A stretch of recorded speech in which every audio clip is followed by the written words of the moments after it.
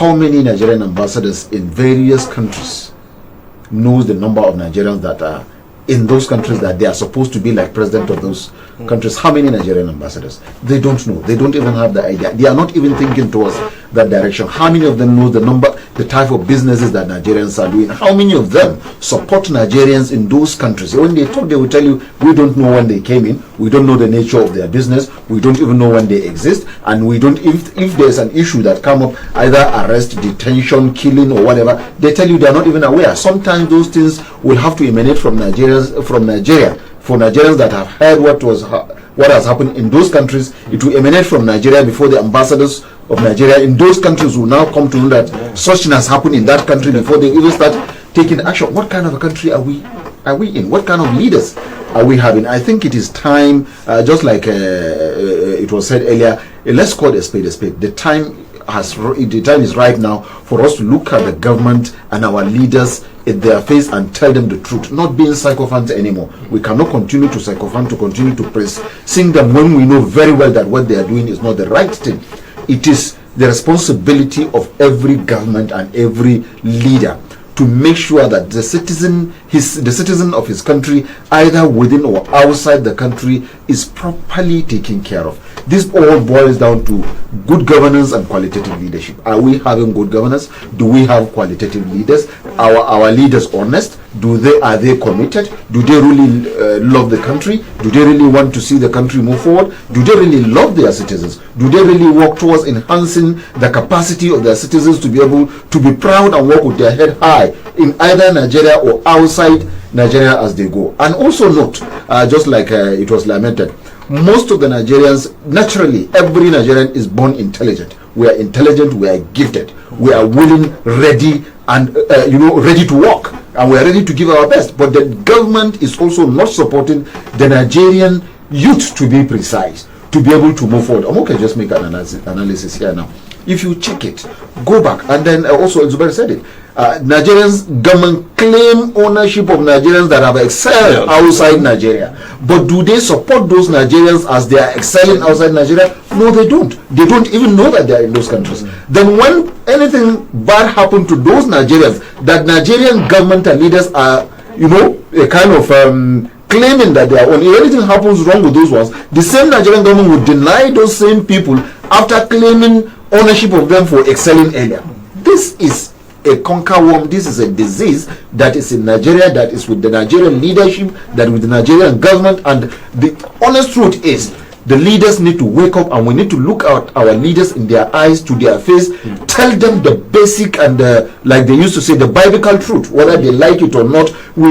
Time has come for us to stop singing, and also for the leaders to be proactive in any situation that a Nigerian is. The life of Nigerian is very, very important. You don't allow a Nigerian to be humiliated. You don't allow Nigerian to be embarrassed. You don't allow Nigerian to be disgraced. You don't allow anybody who, from whichever country or in whatever country Nigerians are living, you don't allow them to be downgraded as if they are not a citizen of your country. No matter what they do, first and foremost, they are Nigerian before going to whatever country, and whatever crime they commit. To be fair to the government, have they not been doing such? They have not been doing what happened in countries like Libya and the steps. My brother, Trump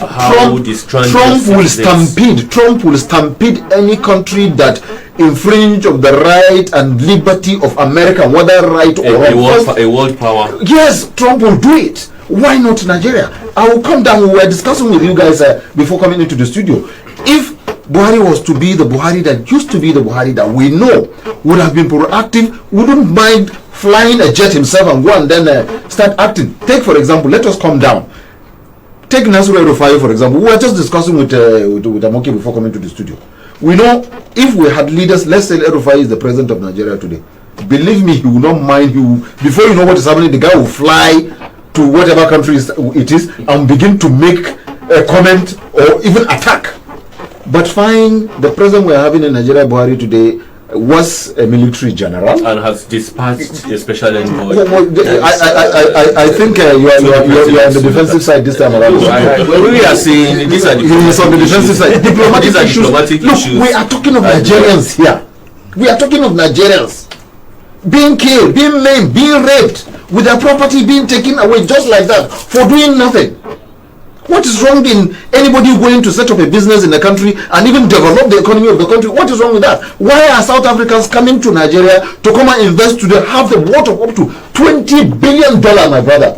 All right. They are having it. Have any Nigerian attacked them? We are not even bothered. In fact, if you go to ask the government, they will ask you, tell them how much is the worth of the investment of South Africans in Nigeria. They will even tell you they don't even know. Or what is their businesses here, they don't know. But there they have the statistic of everything they are having. So what we are saying in essence, Mr. Joe, is the government need to be proactive. I think it is time. I was saying that if it were to be the military, the General Buhari that we know, now he's a reformed Democrat, like he always say. So he's trying to follow the rules, the constitution, the rule and all that. But there are things that you have to go outside the box and do it. Just like this one now.